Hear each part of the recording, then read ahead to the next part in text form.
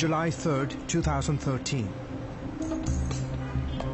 As the sun sets over Cairo, hundreds of thousands of Egyptians celebrate in Tahrir or Liberation Square. It was game over for Mohamed Morsi. The Chief Justice of the Supreme Constitutional Court will rule the country during the transitional period. Mohamed Morsi was an Islamist leader who had big dreams for Egypt. As Egypt's first democratically elected Islamist president, Morsi also led the radical Muslim Brotherhood. But after just 1 year in office, Egyptians had had enough. Boulos Gerges joined the millions demanding he step down.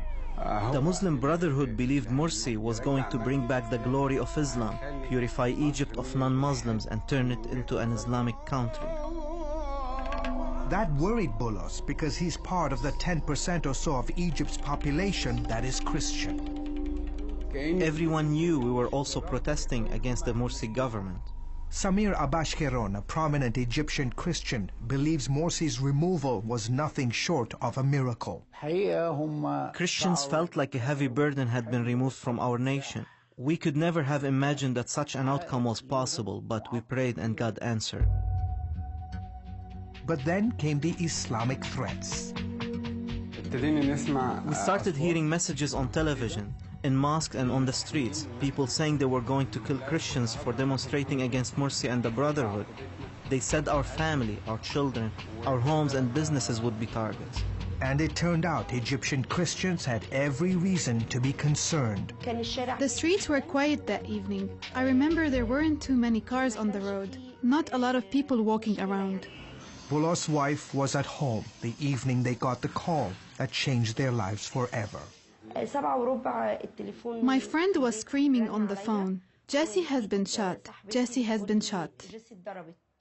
The day was August 6th, around 7:15 in the evening. Jesse had just walked out of church, having finished 9 days of a 10-day vacation Bible school. She had walked down this very street, came to this spot that I'm standing at, and one single shot to the heart ended her life.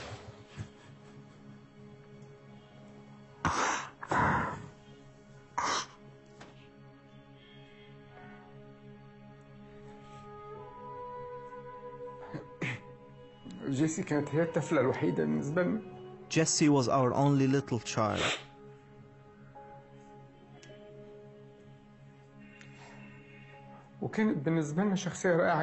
She was a wonderful person.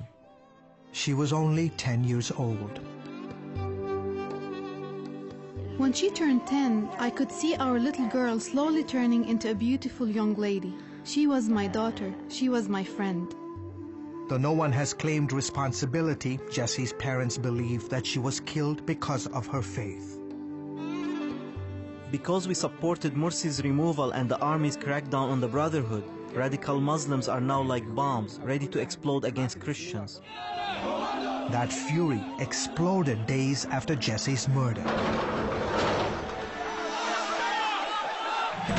On August 14th, hours after the army violently broke up 2 Brotherhood protest camps in Cairo, Morsi sympathizers launched revenge attacks against Christians. And when it was all over, they had destroyed more than 200 Christian-owned properties, some 43 churches seriously damaged. Shops, businesses, cars, and homes belonging to Christians were also targeted. Most of the attacks happened in central Egypt. It was the worst organized violence against Christians in 700 years. Dr. Sama Sadiq, a Regent University grad and native of Egypt, says authorities did little to stop the attacks or to identify those responsible. Sadiq is based in the US and travels frequently to Egypt. CBN News met him in Cairo while he ministered to pastors who had lost church buildings during the assault. Most of the pastors affected are so poor, so the Lord helped us through our friends in America to meet some of their financial and physical needs. The pastors are grateful that people in the US stood beside them during their trials. 4 months after Morsi's removal, people here are worried about an Islamic-led insurgency against Christians and the new government. On October 21st, masked gunmen riding a motorcycle pulled up to a Christian wedding at a church in Cairo and killed 4 people, including an 8-year-old girl. What is happening is targeting all of Egypt and not only the Christians. This is enough. People are getting sick and tired of this. With the specter of Christian violence still rising, Boulos and his wife resolved to minister to their countrymen. After Jesse's death, God gave us a bigger desire to pray for the terrorists and our country. Not just for Christians, but for Muslims too. Only God can open hearts and eyes to see truth and experience His love.